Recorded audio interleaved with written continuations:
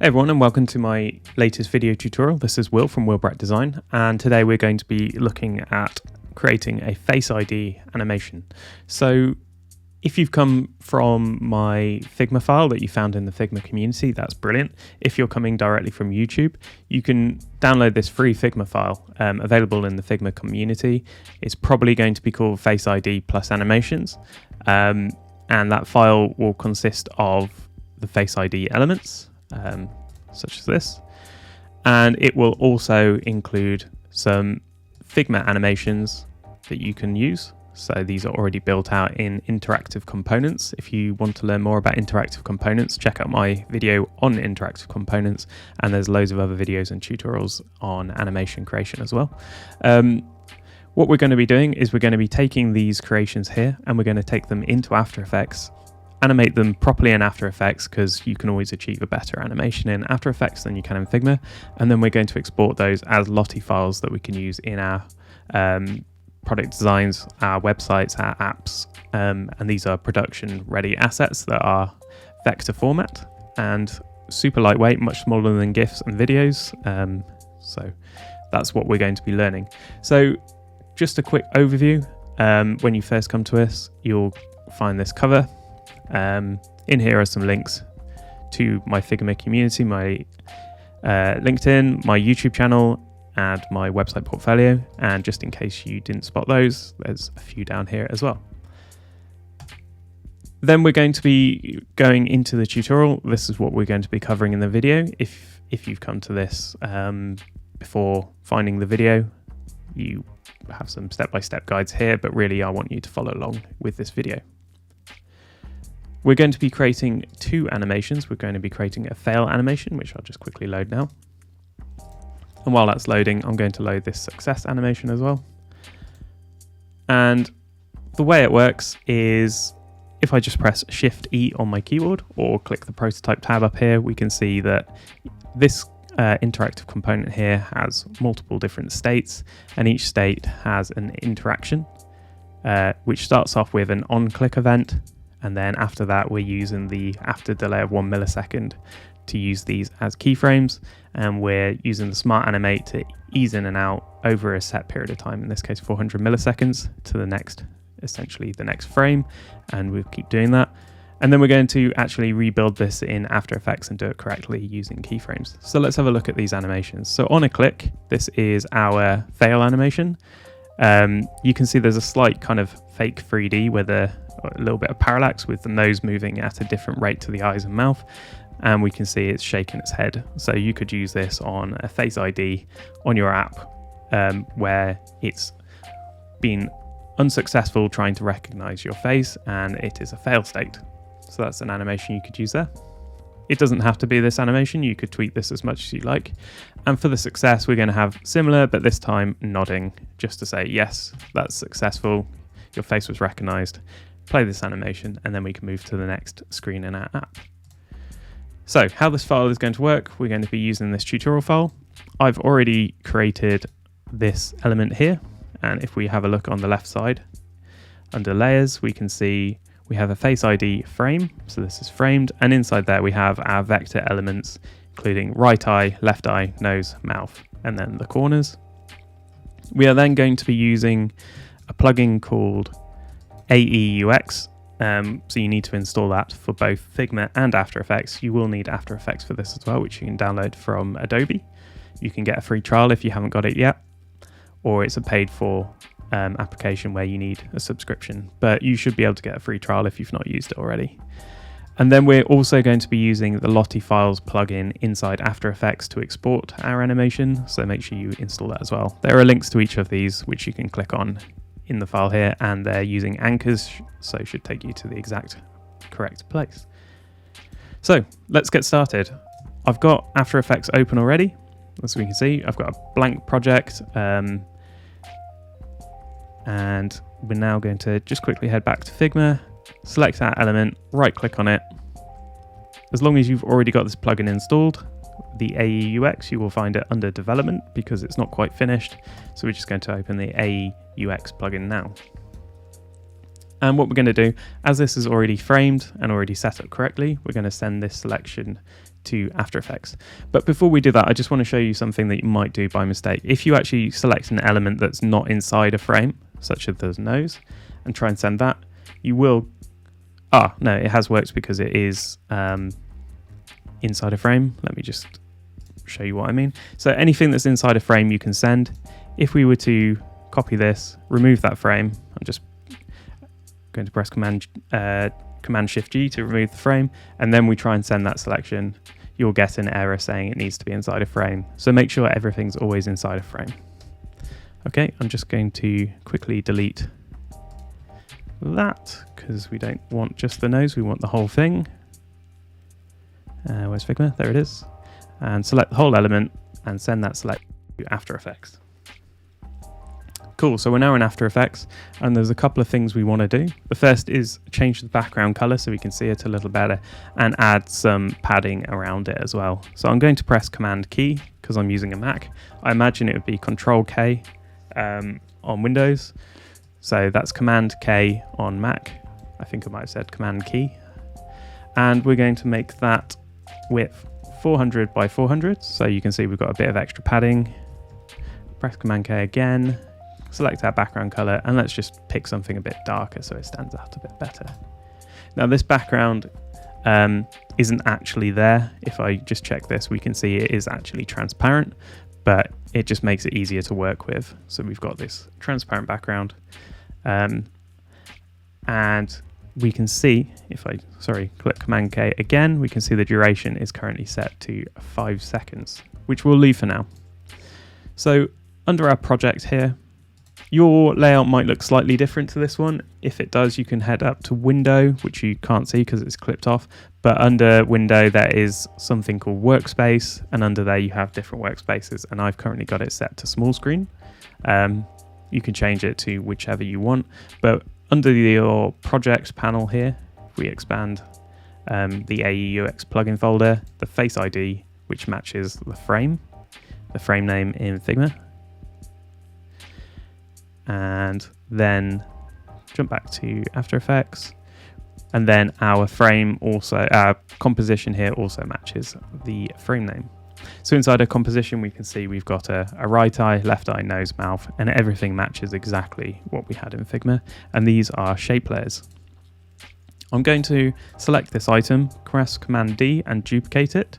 And that's because we want to create two animations here. We want to create a success and a fail animation.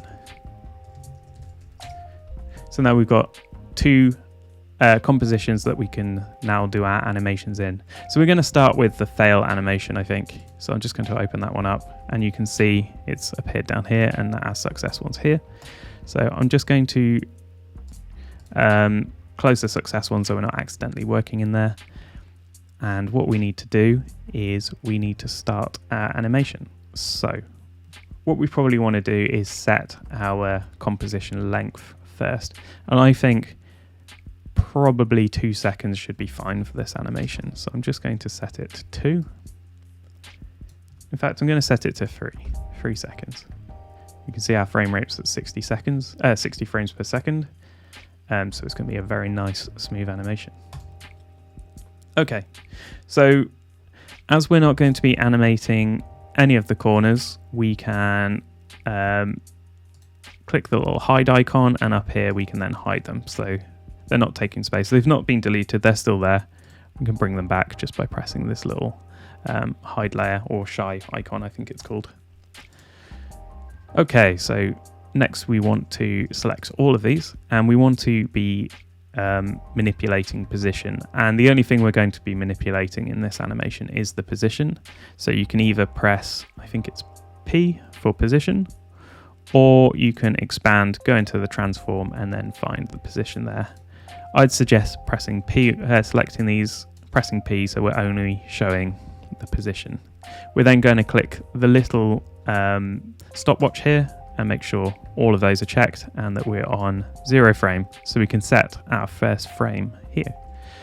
So that is perfect. So if we look at our Figma animation for the fail, we can see we've got essentially 5 keyframes here. So we probably want to do the same here. which means we want to split our time into 5. And to make that just easier for this tutorial, I'm going to change this to 5 seconds. In fact, that's not true. It's actually 6 keyframes because we start here and we also end here. So it's 1, 2, 3, 4, 5, 6. So I'm going to change it to 6 seconds. And then we can adjust the timing later. So we've got 6 seconds. And then we can just use each second as a keyframe, just for the purposes of this video, to make it a bit easier. So now we've expanded our duration. We need to make sure these tracks also match the same length. So just select them all and drag them to 6 seconds. There we go. Okay, so we want to add a keyframe at 1 second. And if we reference our Figma file again, our first keyframe is our Face ID is looking to the right. So that's what we want to do. We want to select our right eye, left eye, nose and mouth, and just move them to the right. So I'm just going to hold down the shift so it jumps a couple, and then I'm going to grab the nose and move that one an extra 1. So I'm holding down shift so it jumps. How far is it actually jumping? We can see by looking at this number down here. We can see, yeah, it's moving 10 pixels when we hold down shift, but if we just let go and press with the arrows, it's only moving 1 pixel. Okay, so just to reiterate, we selected the right eye, left eye, and nose and mouth, and we shifted them to the right 20 pixels, and then we shifted the nose an extra 10 pixels. So we can see, if I just deselect that, we can see the nose is actually moving further than the eyes and mouth. And that kind of gives you a kind of this fake 3D effect where the nose is actually closer to you and is moving further, because that's how it would work. It would look, closer things look like they'll move further than things that are far away. So we're making the nose look like it's slightly further in front. Okay, so that's worked quite nicely. We can then jump to our second keyframe, which for now we're putting at 2 seconds. We will be changing the timing towards the end. And if we look at our Figma, we can see actually it's moved all the way to the left now. So what I'm going to do is I'm going to copy these keyframes, paste them at 2 seconds. Whoops. Now you've got to do each one individually. So select and copy. I'm pressing Command C and Command V. You can do it. What's going on here?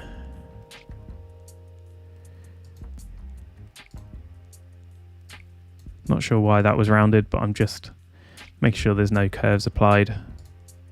If yours did the same, where it changed from the diamond to a circle or something else, you can just click this graph and click down here to convert it to a linear keyframe, because we don't want to add any curves at the moment. Okay, so we're back to our starting point, and now we know we can move these keyframes 20 pixels to the left, and then the nose would be 30 pixels or an extra 10. So let's do that now. So let's grab all of these, hold down shift, press left twice, grab the nose, and then move it an extra 10 pixels. So there we go. We can see we've got a nice bit of movement there. Looking back at our Figma file as a reference, we can then see it's gone back to the right, it's going to go to the left, and then it's going to go back to the beginning. So we can just copy our keyframes again.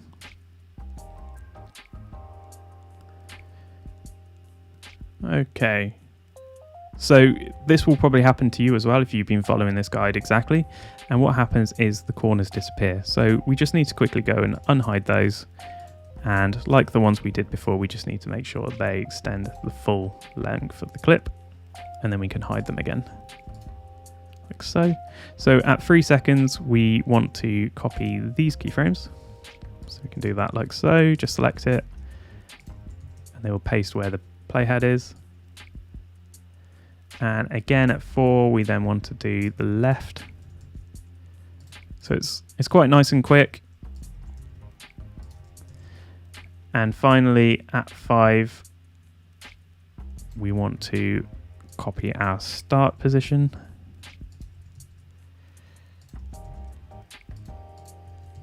Okay, there we have it. So I'm going to press space now. So I've dragged the playhead right to the beginning. Going to press space, and we're going to first time probably render through. So this green bar here shows that it's actually rendered. It will, oh, it's done it already. If on your computer, if you've got a computer that's perhaps lower powered, this might take a little while. So the first time it plays through, it might play a bit choppy, but then once this bar has gone fully green, it will play nicely. So we can see our animation is doing what we want, but it's playing very slowly. So we need to adjust our timing of our keyframes, and we can do that by moving them closer together. So let's do that now. Let's grab all of these keyframes and let's half the time. Now you could do this by right clicking and editing the time somewhere. Oh no, you can't actually. Ignore that. But the point is there are other ways to do this, but we're going to do it like this. Okay.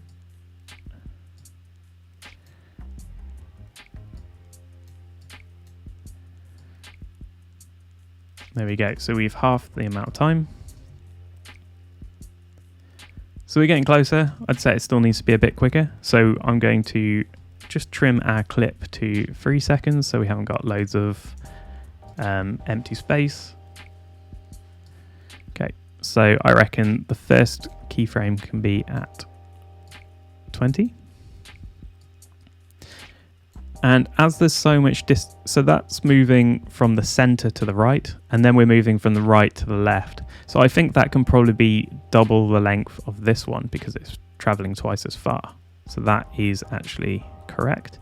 And then we want to kind of speed it up towards the end. So I'm going to move these last keyframes a bit closer. So the head shake is nice and slow at first, and then it's quick at the end. So let's do that. So we got 20 frames there. We've got 20, 40 frames there, and then we probably want,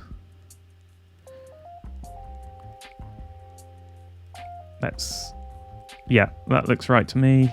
And then we're going to speed it up a bit towards the end. And then lastly, that can take 10 frames. So let's have a look what that looks like.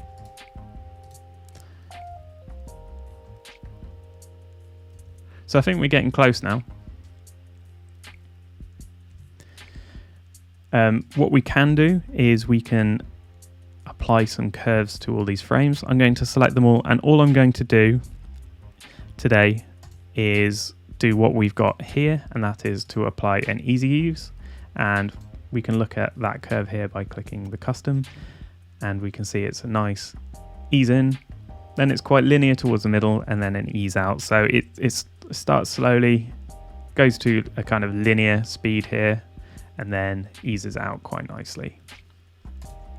And we're going to apply that to all our frames here. So there is a keyboard shortcut for that, but we're going to, so you can see, go to the graph editor, we're going to select all our keyframes, and then we're just going to do easy ease here, and you can see nice curves have been applied to all the keyframes. We jump back, we can see the keyframes themselves have also changed, the icons changed, and when we play, there we go, we got a much nicer animation. And that's how we're going to create our fail animation today in After Effects. So jumping over to the success, let's do that one as well. In fact, no, let's leave the success animation, and you can use your learnings from the failed animation to recreate the success animation. Remember, if you head to Figma, you have everything you need to as kind of a blueprint of what to create in After Effects here. So use this as your guide, use what you've learned from the failed animation, and then go ahead and create the success animation yourself. To finish off this video, we're going to now export this as a Lottie file. So I'm going to leave this second of kind of blank animation here, so that when we play it, we have a nice little animation, and then a pause, and then an animation, and then a bit of a pause. And I think that's nicer than just having the animation play over and over and over. We can have a little gap. Okay, so with our FaceID fail animation complete, we're going to head up to Window. So I've clicked Window at the top, that will be cut off for you. And under Extensions, we're going to click Lottie Files. Now, that is something that you will have installed in Step 3. So if you haven't done that yet, go back to the Figma file, click Step 3, install the Lottie Files After Effects plugin. Let's open that up now. Extensions, Lottie Files. There we go. And you'll open up a window like this, and it takes a little while to open, and we can see all our compositions will appear here. So any compositions that are in your projects will appear here, and we know that we're only exporting the fail, so we're going to click that. And I have a slight issue with my plugin where it's zoomed in a lot, but we can see this animation is working. This is a Lottie file that's being rendered, and we can see it is working correctly. We can also change the background color so we can see that it is transparent. There we go. And what I want to do is I want to save as a Lottie file, and that's a .json file. So we're just going to open up our Lottie files folder where we want to save it.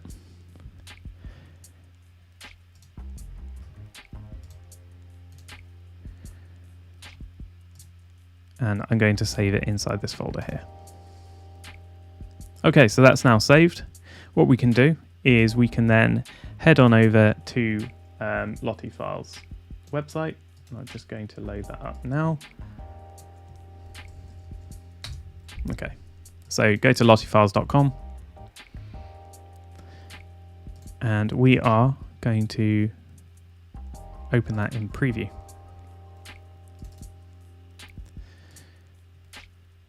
So if I then pull that JSON file that I created earlier and drag it into here, we can see it is now playing perfectly. And this is a vector file. So if I just expand this, we can see no matter what size it is pixel perfect because it is a vector, which is awesome. And just to show that, again, it is transparent, you can put it on whatever you want in your app. You go and change the color here. So that's everything. You can now hand this JSON file over to your engineers. You can use that JSON file in your projects if you want to learn how to do that. You can head on up to lottiefiles.com, and there's loads of information on learning, or you can use their web player to play directly on your websites and apps. And there's loads of information on here on how to use Lottie files in your product designs. So I hope you really enjoyed this tutorial. Please let me know in the comments below if it helped. Any feedback you have, any comments, let me know. Any ideas for new videos, if there's anything you want to see animated or created in Figma, or any kind of product design related tutorials, let me know. And also let me know on the Figma community what you think of this file. That really helps others to find it. Share this tutorial with your friends and family, your colleagues. Really appreciate it. And I look forward to seeing you in the next video. Thanks for watching.